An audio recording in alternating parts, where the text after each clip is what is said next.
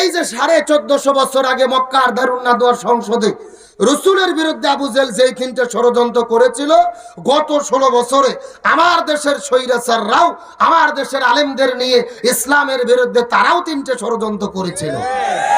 এই তিনটে ষড়যন্ত্র কি আমাদের কোরআন থেকে জানার দরকার আছে না নাই?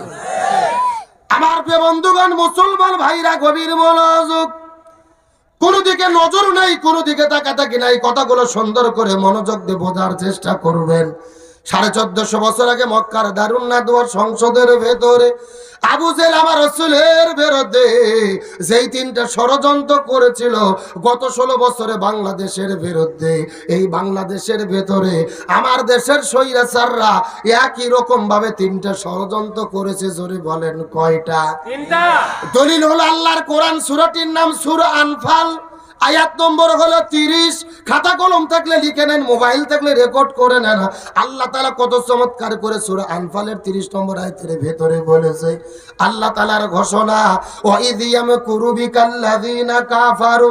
আল্লাহ বলেন, ইয়া রাসূলুল্লাহ, আবু জেহেল আপনার বিরুদ্ধে ষড়যন্ত্র করতেছে, কিয়ামত পর্যন্ত করবে। ইয়ামকুরু শব্দটি মুজারের সিগা, বর্তমান, ভবিষ্যৎ, প্রেজেন্ট, ফিউচার। আল্লাহ বলেন, ইয়া রাসূলুল্লাহ, আবু জেহেল আপনার বিরুদ্ধে ষড়যন্ত্র করতেছে, কিয়ামত পর্যন্ত করবে। এখন আমি আপনাদের জিজ্ঞাসা করি, বলেন তো আবু জেহেল কি কিয়ামত পর্যন্ত বেঁচে থাকবে? না। তাহলে আল্লাহ মনে হয় ভুল করে লিখেছে। না। আপনাদের কি মনে হয় আল্লাহ কি ভুল করে? না। আল্লাহ ভুল করেন এমন কথা বললে ঈমানও থাকবে না। কিন্তু আল্লাহ তাআলা যদি এই জায়গার মধ্যে মাকারা শব্দ দিত, এই জায়গার মধ্যে অর্থ হয়ে যেত। কিন্তু আল্লাহ মাকারা শব্দ ব্যবহার না করে ইয়ামকুরু শব্দটি কেন ব্যবহার করলো? এই আয়াতের ব্যাপারে তামাম পৃথিবীর ভেতরে সমস্ত মুফাসসির কেরাম একমত পোষণ করেছেন, কিয়ামত পর্যন্ত আবু জেহেল থাকবে না। কিন্তু আবু জেহেলের নাতি পুতিরা, যোগ্য উত্তরসূরিরা কিয়ামত পর্যন্ত দেশে দেশে থাকবে। এ কার বক্তব্য? আল্লাহ। আসেন আমি যদি একটা কথা বানাই বলি, আপনার কাছে আমার জিহ্বা কাটে নেবেন, আমার কোনো আপত্তি নেই। তবে আমি কোরআন থেকে দলিল দিয়ে যদি কথা বলি আর আপনারা নিজেদেরকে যদি মুসলমান বলে দাবি করেন, আপনারা মেনে নিতে বাধ্য। তাহলে চিৎকার করবেন, আবু জেহেল কিয়ামত পর্যন্ত থাকবে। কে বললেন? আল্লাহ। আরো জোরে বলেন। আল্লাহ। রাসূল ডাক দিয়ে বলেন, আল্লাহ। আপনি তো বলেন কিয়ামত পর্যন্ত আবু জেহেলরা জমিনের মধ্যে থাকবে, আমরা আবু জেহেলদেরকে চিনতে পারবো কেমনে? আল্লাহ বলেন, ইয়া রাসূলুল্লাহ, কিয়ামত পর্যন্ত আবু জেহেল যারা হবে তারা সব সময় কাজ করবে তিনটা। জোরে বলেন কয়টা? তিনটা। আরো জোরে। তিনটা। জোর হলো না? তিনটা। আবু জেহেল সব সময় তিনটা কাজ করবে। তার মধ্যে প্রথম নম্বর কাজ হলো, এই জমিনের মধ্যে যারা কোরআনের হক কথা বলবে, দিন প্রতিষ্ঠার কথা বলবে, ইসলামী আন্দোলনের কথা বলবে, জালেমের জুলুমের বিরুদ্ধে কথা বলবে, প্রথম নম্বর কাজ হলো এই জমিনের ভেতরে যারা কোরআনের হক কথা বলবে, লিইউসবিতুকা, তাদেরকেই তারা জেলের ভেতরে বন্দী করবে। এখন আমি আপনাদেরকে জিজ্ঞাসা করি, হে আপনার মুসলমান, সত্য করে বলেন তো, এই গত 16 বছরের ভেতরে বাংলাদেশের ভেতরে আলেমদেরকে জেলে বন্দী করা হয়েছে নাকি হয় নাই? আমাদের প্রিয় ভাই মুফতি আমির হামজা, শাইখুল হাদিস আল্লামা মামুনুল হক, শিশু বক্তা নামে পরিচিত রফিকুল ইসলাম মাদানী, আমাদের প্রিয় কলিজার টুকরা শহীদ আল্লামা দিলওয়ার হোসেন সাইদি, অর্ধশত বছর তিনি কোরআনের মাহফিলে আলোচনা করলেন। যার আলোচনা শোনার পরে শত শত মানুষেরা কালেমা পড়ে পড়ে পড়ে পড়ে মুসলমান হয়ে গেল।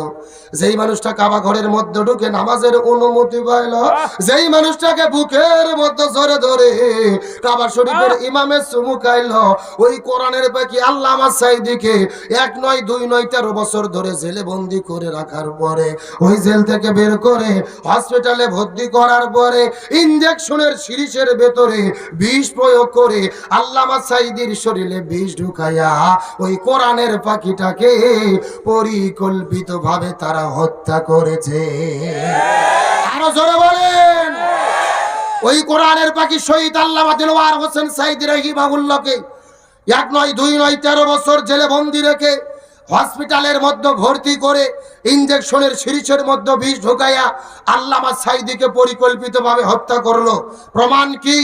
আল্লামা সাইদিকে হসপিটালে ভর্তি করে যেই ডাক্তারকে চিকিৎসা করার দায়িত্ব দিয়েছিল ওই ডাক্তারের নাম হলেন ডাক্তার মোস্তফা জামান। এই ডাক্তার কোন ডাক্তার? যেই ডাক্তার 2013 সালে শাহবাগের গণজাগরণ মঞ্চে দাঁড়িয়ে স্লোগান দিয়েছিল, সতে সাইদি তুই রাজাকার, তুই রাজাকার, সাইদির ফাঁসি চাই। যেই লোকটা আল্লামা সাইদির ফাঁসি চাইলো ওই লোকটাকে দিল চিকিৎসা করার দায়িত্ব। আমাদের বগুড়ার ভাষায় বলে শিয়ালের কাছে ছাগল বাগি। ওই হসপিটালে 2টা নার্স বলেছে আল্লামা সাইদির শরীরে যখন ইনজেকশন পুশ করেছে তার কিছুক্ষণ পরে আল্লামা সাইদি মৃত্যুর কোলে ঢলে পড়েছে। তার মানে বোঝা যায় আল্লামা সাইদির মৃত্যু কোনো স্বাভাবিক মৃত্যু ছিল না, এটা পরিকল্পিত হত্যাকাণ্ড। সুতরাং বর্তমান ডক্টর ইউনূসের সরকারকে বলবো, ওই কোরআনের পাখি আল্লামা সাইদিকে চিকিৎসা করার নামে হসপিটালের ভেতরে পরিকল্পিতভাবে যারা হত্যার দিকে ঠেলে দিয়েছে এদের প্রত্যেককেই গ্রেফতার করে ফাঁসির দড়িতে ঝুলাতে হবে। তবে আলহামদুলিল্লাহ আজকে একটা খুশির সংবাদ, সন্ধ্যার দিকে দেখলাম শহীদ আল্লামা দিলওয়ার হোসেন সাইদি রাহিমাহুল্লাহর বিরুদ্ধে প্রথম যিনি মামলা দিয়েছিল সেই চট্টগ্রামের জাহান্নামের কীট নজিবুল বশর ময়েজ ভান্ডারী, আমরা সন্ধ্যার দিকে খবর পেলাম তিনি আজকে মারা গেছেন, পৃথিবী থেকে বিদায় নিয়েছেন, জাহান্নামের কীটের বিদায় হয়েছে। এই ব্যক্তি তো সেই ব্যক্তি আল্লামা সাইদিকে প্রথম মামলা দিয়েছিল। অপরাধ কি? সে বলেছিল আল্লামা সাইদি ধর্ম অবমাননা করেছে। এখন বলেন সারা জীবন আল্লামা সাইদি ধর্মের পক্ষে কথা বললো আর ওই আল্লামা সাইদি ধর্মের বিরুদ্ধে বক্তব্য দেবে, এটা কেউ বিশ্বাস করবে? আমার তো মনে বলে এটা মানুষ তো দূরের কথা, শয়তানও বিশ্বাস করে না। কিন্তু এই বাটপার জাহান্নামের কীট কোরআনের পাখির বিরুদ্ধে মামলা দিয়ে জেলের মধ্যে বন্দী করে তারপরে ভিন্ন মামলা দিয়ে রাজাকার বানাইয়া যুদ্ধ অপরাধী বানাইয়া মিথ্যা সাক্ষী দিয়ে শেষ পর্যন্ত তাকে হত্যার পরিকল্পনা করলো। এই যে নজিবুর বশর ময়েজ ভান্ডারী মিথ্যা মামলা দিয়ে সরকারের কাছে সন্তুষ্ট মনোভূত হয়ে 1 নয় 2 নয় 15 বছর ধরে বিনা ভোটের এমপি ছিল। এ কথা বলেন না কেন? ইতিহাস ভুলে গেলে চলবে না। আমরা পরিষ্কার করে বলি, নজিবুল বশর ময়েজ ভান্ডারী যদি বেঁচে থাকে তাকে গ্রেফতার করে ফাঁসির দড়িতে ঝোলাতে হবে। আর যদি তিনি বিদায় নিয়ে থাকে, আমাদের পরিষ্কার কথা, এই বাটপারে জানাজা কোনো আলেমের দ্বারা হতে দেওয়া হবে না। তার কারণে আল্লামা সাইদির বিরুদ্ধে যিনি মিথ্যা মামলা দিয়েছে এর জানাজা কি কোনো হক্কানি আলেম করতে পারে? এ কোনো হুজুর করতে পারে? আমরা পরিষ্কার করে বলি, আর জানাজায় যেন কোনো আলেম পাওয়া না যায়, কোনো হুজুর পাওয়া না যায়। যে আর জানাজার নামাজ পড়াবে তাকেই বয়কট করা হবে। সারা জীবন আলেমদের বিরোধিতা করেছো, আমরা হুজুররা যদি একদল হই ওরা কিছু করতে পারবে না। এই বাংলাদেশের একজন সব্যসাচী কবি ছিল যার নাম হলো শামসুর রহমান। এই শয়তান মরার আগে বলছিল ফজর নামাজের যখন আজান দেয় মনে হয় ব্যবসা তার খরিদ্দারকে ডাকতেছে। নাউজুবিল্লাহ বলেন। এ মরে যাওয়ার পরে ঢাকা শহরের সব আলেম আমরা একদল হয়েছি, আর জানাজার নামাজ কেউ পড়বে না। পুলিশ যায় দেখে বড় মসজিদের ইমাম আগে বলে চলে গেছে, ওখানে মুয়াজ্জিন ছিল, জোর করে ধরে নিয়ে এসেছে। মুয়াজ্জিন নামাজও পড়াইছে। নামাজ পড়ার পর আমরা জিজ্ঞেস করলাম, এই মুয়াজ্জিন তুমি নামাজ পড়াইলা কেন? মুয়াজ্জিন বলতেছে টেনশন করো না, পেশাব পায়খানা করে ওযু করিনি, দোয়াও পড়িনি, বিনা ওযুতে বিনা দোয়াতে মার দিছি। তার কারণ ওস্তাদের মার। এ জোরে বলেন ওস্তাদের মার। সুতরাং আমাদের আলেমদেরকে একতাবদ্ধ হতে হবে, আমাদের এক দল হতে হবে। স্বৈরাচারের দোসর আলেম ওলামাদের শত্রু এই বাংলার জমিনে কোন আলেমদের দ্বারা যেন জানা হয়। তাহলে চিৎকার করে বলেন আবু জেল্লা কয়টা কাজ করবে? আরো জোরে বলেন। আমার প্রিয় বন্ধুগণ, মুসলমান ভাইরা গভীর মনোযোগ, আবু জাল্লা তিনটা কাজ করবে, তার মধ্যে প্রথম নম্বর কাজ হলো এই জমিনের মধ্যে কোরআনের হক কথা যারাই বলবে তাদের জেলে বন্দি করবে। দুই নম্বর কাজ হলো আলেমদেরকে জেলে বন্দি করার পরে তাদেরকে যদি দ্বীনের পথ থেকে ফিরানো না যায়, ইসলামের পথ থেকে ফিরানো না যায়, কোরআনের পথ থেকে ফিরানো না যায়, দুই নম্বর কাজ হলো লিয়াকতুলুকা, প্রয়োজনে তারা তাদেরকে হত্যা করে বিদায় করে দেবে। এক নম্বর জেলে বন্দি করবে, দুই নম্বর হত্যা করবে।